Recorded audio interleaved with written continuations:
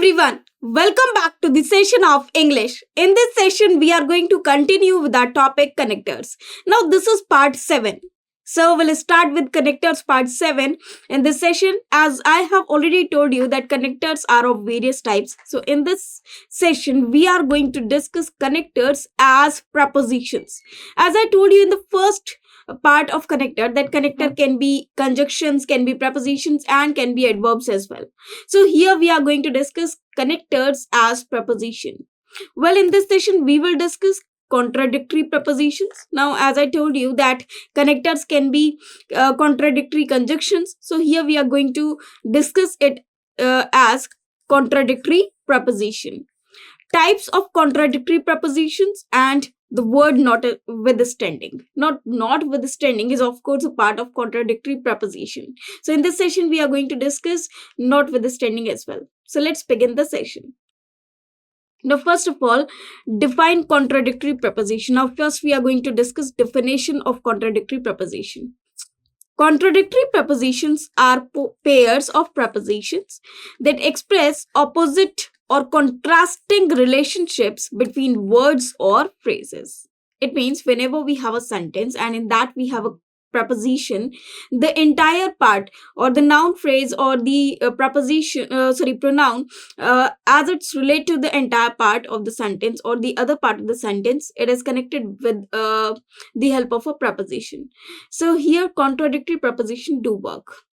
They are often used to create emphasis or to highlight a contrast between two ideas. So whenever we have a contrast between the two ideas, it definitely comes over there. Types of contradictory prepositions. Now, there are several types of contradictory prepositions. Contradictory refers to when some part contradicts or contrasts the other part of the sentence. So, notwithstanding is the first contradictory preposition. Then we have in spite of, in despite. Then we have a word contrary to. So, all these are contradictory prepositions. So, in this session, we are going to discuss notwithstanding. So, let's begin. Meaning of notwithstanding. Now here you can see the word notwithstanding. Now these are not of three words. This is only a single word, that is notwithstanding. And you must have used this word many times in your speech or sentences. Or you must have seen this word many times in whether newspapers or if you talk about the books or anything. Formally we do write this word. Notwithstanding is a versatile term used to indicate that the statement it introduces or refers to is true or possible in spite of something else. It means whenever we have two parts of the sentence, one is a condition which is occurring, which is maybe difficult, and because of that, or still when we have that condition, yet we can do something better, or yet this has been happened. So when two statements are there and both the statements they contradict with each other, we use notwithstanding to join these two sentences. And notwithstanding is actually a preposition, not the conjunction. When used as a preposition, notwithstanding means in spite of or despite. So it works like we do with in spite of or despite. Whatever is the meaning of in spite of and despite, what can be the meaning of although or though, that is only the same meaning as notwithstanding. Now, notwithstanding the bad weather. Now let us have an example. Notwithstanding the bad weather, the event was a success. Now here you can see notwithstanding is just with that particular phrase, which is the adverse situation. Now this statement shows that this was the adverse situation in spite of having this weather. The event was a success. So this was the outcome which occurred in the presence of adverse situations as well. So we are using that notwithstanding with that particular phrase, which is creating something opposite, and the outcome, the result that we get, is the main clause of the sentence. So notwithstanding can be at the first part of the sentence, or you can say in the beginning of the sentence, if we have to make it in the middle of the sentence, what we have to do, we have to take this entire phrase after this, after the main clause, or we have to shift this particular clause after the main clause. Uses of notwithstanding, or usage of notwithstanding. When notwithstanding is used as preposition, it serves to introduce a phrase that contrasts with or provides an exception to the main statement of a sentence. It functions similarly to despite or in spite of, and is often used in more formal or legal contexts. Here are some examples of how notwithstanding can be used as a preposition. Contrasting a negative situation. First of all, it is used to contrast a negative situation. Whatever the negative or adverse situation is there, the outcome will be positive. So just to contrast a negative, if we are contrasting a negative statement, of course the outcome will be positive. So that will be the contrast of that negative situation, that something positive happens in spite of having this much of situation. Or suppose there was a bad situation, still after that we have a positive outcome. So that can also be shown with the help of the word notwithstanding, or the preposition notwithstanding. For example, notwithstanding the rain, the outdoor ceremony proceeded as planned. Now here you can see that rain was there.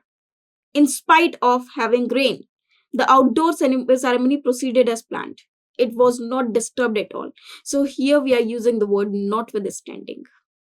Here, notwithstanding introduces a negative circumstance, the rain, highlighting the event continued despite this obstacle. So this is how we use notwithstanding, just to contradict the main clause, or to show some adverse situation or a negative situation which has a positive outcome. Now let us move to the next one.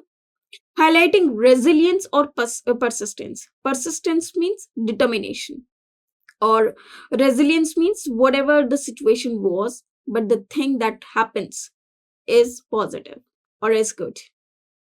Notwithstanding his lack of experience, he performed exceptionally well in the competition. So though he was lack of experience, it means he does not have he did not have experience, yet he performed exceptionally well in the competition. So this is how you can see that this is an adverse situation, this is a negative impact or the effect, but the result was positive, but the impact but the outcome was positive. In case notwithstanding is used to point out an exception or a surprising outcome in the face of a perceived disadvantage, that is lack of experience. So this is how notwithstanding works. Acknowledging challenges or difficulties. Notwithstanding the financial difficulties, the project was completed on time. So this is a challenge because there were financial difficulties. So it was not possible to complete the project on time. Yet they did it. So this is how we are showing notwithstanding with the adverse situation, and the positive outcome is the main clause of the sentence. This usage emphasizes that despite facing challenges, there is financial difficulties, these are challenges, the desired outcome, that is completing the project, was achieved. So this is just contrasting with the outcome and the situation. Setting aside a condition of fact. When condition or fact they do not affect the result. Notwithstanding her objections, the decision was made to move forward with the plan. It means though some girl or woman has made objection, yet the decision was made to move forward with the plan. So yet notwithstanding is showing the contradiction between her objection and the proceeding with the plan. Here notwithstanding is used to indicate that a particular factor, that is her objections, was not considered significant enough to change the course of action. Now this one is very, very important, was not considered significant enough to change the course of action. So this is how notwithstanding can be used just to set aside a condition or the fact. Now, what is the structure of notwithstanding? Basically, the general structure of notwithstanding is, first of all, in the beginning of the sentence, the word notwithstanding comes. After that, we have a noun phrase. Now, this one is very important. We should only have the noun phrase after the word notwithstanding. We should have a noun or the noun phrase. Why so? Noun phrase refers to in which a clause is there or the phrase is there in which we have a noun, or after that we have a verb or the adjective or anything else that describes or qualifies noun, or you can say which can be used with a noun. So there is just a phrase after the word notwithstanding. Now, what does this phrase mean? For example, if I say I go, now this is not the entire or the complete sentence, but this is the phrase I go. Just because we are writing the subject and the verb over there, we are not showing the object, we are not showing anything else. I do. If I say this, so this is not the complete sentence, but it is just a phrase. I have. Now, what do I have? I don't know, but I have. So this is how we use phrase with whenever we have the subject and the verb, and it does not make the entire or the complete sentence. That is called a phrase. So noun phrase, it contains a noun, and after that a word which can be used with the noun, whether it is an adjective or the verb which can follow it or qualify it. Now let us move to the next one. Notwithstanding, this is the preposition that introduces the exception or contrasting element. Now this one is again very important part. Whenever we write notwithstanding, the clause that will be used with it will be something like which is showing the adverse situation or the negative element or the exception. Now it should not be the negative always. It can be positive, but that will be the exception or the contradictory part to the main clause. For example, we can say notwithstanding my hard work, she did not praise. She did not praised me. She did not praised me. Now here you can say, in this clause or in this sentence, the first part, we have notwithstanding my hard work. This is showing something positive, yet here it is the negative part of it, or you can say it is showing the contradictory part of it. So here the statement is positive with the word notwithstanding, but the other statement is negative. But the thing is that both the statements are opposite to each other. So here we can use notwithstanding with the positive statement as well, but that should be adverse to the result. Now let us move to the next one. Noun phrase or clause. Now what is noun phrase or clause? So here we are going to discuss something about noun phrase or clause. After notwithstanding, usually have a noun phrase that represents the condition or fact that is being contrasted with or set against the statement or against the main statement. Now there is a thing, when we have the word notwithstanding, after that we can only have either the noun or the noun phrase that represents the condition or the fact. As I told you, that after notwithstanding, whatever the noun phrase or the noun is there, they both join together to form a phrase, not the or the clause. Now this sentence is not complete in itself, it is just showing the condition, and after that whatever the main clause that we have that shows the adverse or the opposite condition or the opposite result according to the expectation, or it is showing the outcome which is either positive or negative, depends on the clause that we have in the notwithstanding clause, whether it is positive or negative. But the condition is that both the statements, both the clauses or both the phrases should be opposite to each other. Now what is the main clause? This is the primary statement or assertion of the sentence which stands in contrast to or is unaffected by the condition introduced by notwithstanding. Now, whatever is there in the notwithstanding clause, suppose here we have the word notwithstanding, and whatever is written over here, it is notwithstanding. and whatever is written over here, this is the simple clause or the subordinate clause, and after that we have the main clause. So this is the main clause, and this should be opposite to the information given in this or to the condition given in this. The effect of this will not be on this main clause. Whatever happens over here, it should not affect the main clause. For example, now here we are going to discuss rules associated with notwithstanding. Now we'll discuss the position in the sentence. Notwithstanding is typically placed before the noun or the noun phrase it modifies. For example, notwithstanding the heavy rain, the game continued. Now, with this example, we can clear both the points that we have discussed earlier as well as this one. How? First of all, let us discuss with the position in the sentence. Now, here it is written notwithstanding the heavy rain. So this is the you can say something which is the condition. So the adverse condition is that we are having the heavy rain. The game continued. Now this is the outcome. So this is the main clause. This one is the main clause.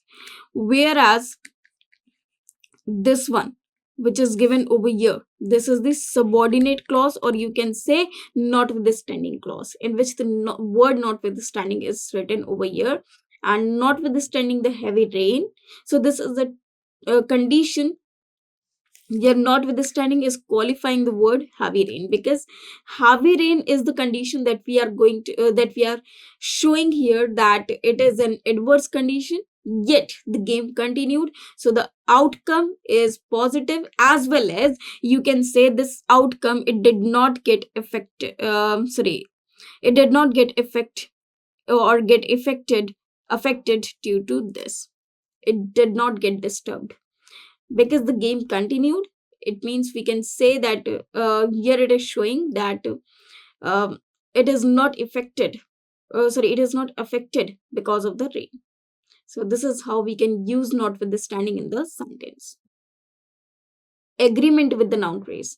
Notwithstanding does not affect grammatical number or case of the noun phrase that follows it. It simply introduces the phrase. Now this one is important. Notwithstanding just simply introduce the phrase. It does not affect it grammatically, or it does not affect it grammatically. How? If there is a word notwithstanding, and after that we have noun phrase, we can also have notwithstanding they, notwithstanding she. Now they is used for plural and she is used for singular. So with the help of this word notwithstanding, we can use any number of nouns or pronouns. It does not matter at all that with notwithstanding we can only show plural noun or plural verb. No, it is not a rule. Only there is a notwithstanding word just to introduce the phrase, the noun phrase. Whatever the noun is there, whether it is singular, plural, masculine, feminine, countable, uncountable, it is not a matter of notwithstanding at all. It does not matter at all. Now let us move to the next one. For example, notwithstanding the player's objections. Now players are plural, and many players are doing this objection, are making this objection. Now, notwithstanding the player's objection, the match was not postponed. The match was not postponed. Now, one more thing. If I say notwithstanding the player's objection, now if I write over here players, that is PLAYER, then apostrophe S. Now here we are talking about one player, and it is the objection of one player only. So this is showing the objection of one player. So if it is objection of one player only, then also it is not affected by the word notwithstanding. Now, for example, now let us move further. We'll discuss use with clauses. While notwithstanding is primarily used with noun phrases, it can sometimes introduce a clause. However, this is less common and can sound quite formal or legalistic. For example, notwithstanding that the weather was bad. Now here, this one is the entire clause. As I told you, the difference between clause and phrase in our earlier sessions, in the first or the second session where we discussed basic structure of the sentence, there I told you the difference between clause and phrase. So here we have notwithstanding that the weather was bad. So this is the entire clause. This is somewhere like this sentence, though it is not a complete sentence, but it is a part of the sentence which contains subject plus verb plus object, or which contains the subject and the verb. But the phrase is just subject plus something, anything, or which does not make any sense, which does not complete the sentence.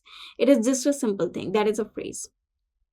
For example, my sister has. If I have written this only, that is also the phrase, not the clause or not the sentence. So whenever there is a clause, we can also use notwithstanding with the entire clause or before the entire clause, but it is less common, or you can say it is rarely used. Notwithstanding that the weather was bad, and here we need another conjunction or the pair word over there. The festival was well attended. So this, you can say, this is very this usage is very less, or you can say rarely you can see this type of sentence. No impact on the main clause. The presence of notwithstanding does not change the grammatical structure of the main clause of the sentence. Notwithstanding his lack of experience, he performed exceptionally well. Now, there is no grammatical effect on the main clause with the word notwithstanding. Synonyms and variations. Notwithstanding can often be replaced by synonyms like despite, in spite of, or although. So the word which are similar to the word notwithstanding, or which can be substituted with the word notwithstanding, are despite, in spite of, although. These are the same words as depicted meaning of notwithstanding. These synonyms might be preferred in less formal contexts. Despite the challenges, the project was completed on time. We can also have notwithstanding the challenges, the project was completed on time. We can also have although the challenges were there, however, the structure of the sentence can change. The project was completed on time. Now, we'll read some examples of notwithstanding. First, we have notwithstanding the notwithstanding the severe weather forecast, the outdoor festival attracted thousands of visitors. So, notwithstanding, it means though whatever the condition is there, the severe weather forecast, it was the condition, it is not relevant at all, or it does not matter at all. The outdoor festival attracted thousands of visitors. In this sentence, notwithstanding introduces a contrasting condition, severe weather forecast, to the main outcome, that is, the festival attracted many visitors.